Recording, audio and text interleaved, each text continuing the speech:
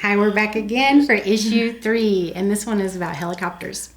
And if you start out with your build like we always do, here is the K-1 helicopter build. And here's the grade 2-3 helicopter. Actually, they like... go up and down, don't they? The propellers fall off kind of easy on this one, but they'll probably learn how to hold it better than I do.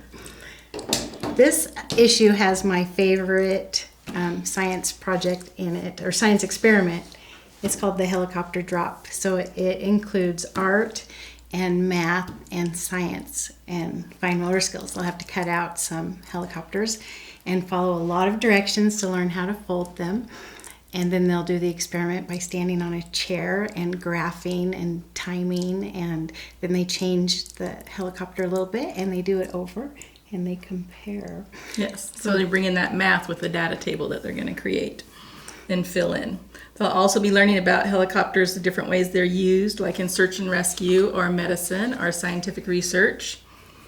And then they'll also have some informational reading that they do with the STEAMventures of the Mars helicopter. And they'll have the comprehension questions again, so they have to go back and reread. And on the data chart, teachers, you probably know that it's one of the hardest questions for students or children to answer is how many more times did this happen than this? So you can design your own questions, basic to advanced, for whichever student you're teaching. And then the Build It challenge at the end. The Build It challenge is a super fun one, especially if you're doing this around Christmas, which you might be.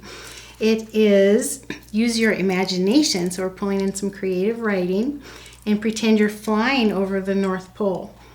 And what do they see? So they get to draw what they see from their whichever thing they're flying from. I think I wrote helicopter, but they could fly. It's a creative story, so they could fly in anything.